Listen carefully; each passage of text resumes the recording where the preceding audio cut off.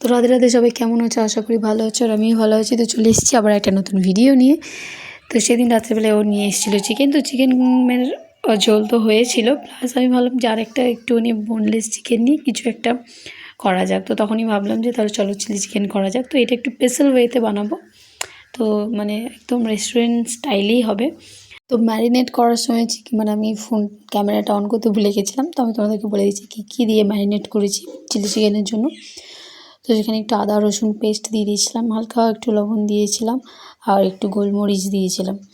তো সেইটাকে কি ভালোভাবে, আর একটু ওই হালকা মতো কর্নফ্লাওয়ার দিয়ে এটাকে ভালোভাবে মাখিয়ে নিয়েছিলাম, এবং তারপরে হালকা তেল দিয়ে সেটাকে আমি আস্তে আস্তে লো আছে দেখবে, যাতে আর কি মানে তাড়াহুড়ো করে আর কি ওটাকে উল্টাতে যাবে না, তাহলে একটু মানে ভেঙে যেতে পারে বা মানে ছেড়ে ছেড়ে যেতে পারে, বাট তার জন্য আস্তে আস্তে ওটাকে উল্টাবে। তো আমি দেখো দিয়েছি, আর তো আমার ভাজা হয়ে গেছে, আর একটু আছে সেটা ভাজা দেবো। আর দেখো বাকি চিকেনটা তোমাদেরকে দেখালাম, যেটা কিনা ঝোল হবে, তো সেটা রেখে দিয়েছি। তো তারপরে প্রথমে কড়াইয়ে তেল দিয়ে দিয়েছি, তারপরে আদা রসুন কুচি, যেটা পেঁয়াজ কুচি ছিল সেটা দিয়েছি, তারপর পেঁয়াজ দিয়েছি, আর ক্যাপসিকাম আমার কাছে ওটাই ছিল, আর সবুজ হয়ে লাল হয়ে গেছে, মানে ওটা ফ্রিজে ভরা থেকে থেকে ওইটুকু অবশিষ্ট ছিল। তো যাই হোক, আমার কাছে ওইটুকু ছিল বলে আমি এটা দিয়েই কাজ চালিয়েছি। আর তারপরে একটু লঙ্কা কুচি দিয়েছি। তো সেটাকে অনেকক্ষণ ধরে 5 মিনিট ধরে রান্না করার পর আমি চিকেনটা দিয়ে দিয়েছি, ঠিক আছে।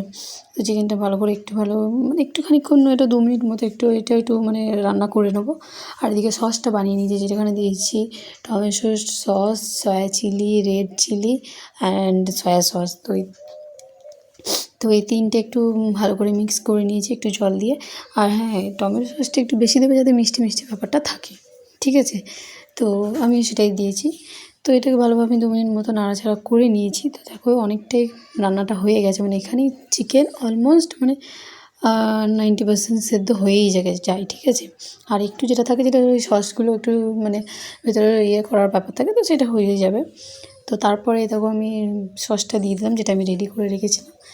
তো সেটা দিয়ে খানিকটু একটু নাড়িয়ে নেবো। আর তোমরা তোমাদের ইচ্ছা মতো মানে প্রয়োজন মতো জল দেবে, কারণ কেউ একটু টাইট খেতে পছন্দ করে, কেউ একটু ঝোল। তো আমি একটু মানে চিলি চিকেনটা আমার এতটাই ভালো লাগে যে মানে ওই যে সসটা থাকে সেটাও আমার খুব সুন্দর লাগে এই রান্না করার পর। তো তার জন্য আমি একটু কী বলবো, একটু জলটা একটু বেশিই দিয়েছিলাম। তো এই জলটাকে একটু মানে মোটা করার জন্য আমি, তোমরা ময়দা থাকলে ময়দা দিতে পারো, বাট আমি এখানে কর্নফ্লাওয়ার দিয়েছিলাম।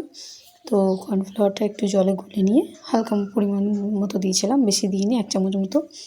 তো তোমরা দিয়ে দেবে। আর একটু চিনি দিয়ে দিয়েছি, একটু লবণ দিয়ে দিয়েছি। তো তারপরেও 2-4 বার একটু নাড়িয়ে নেবো 2 মিনিট মতো।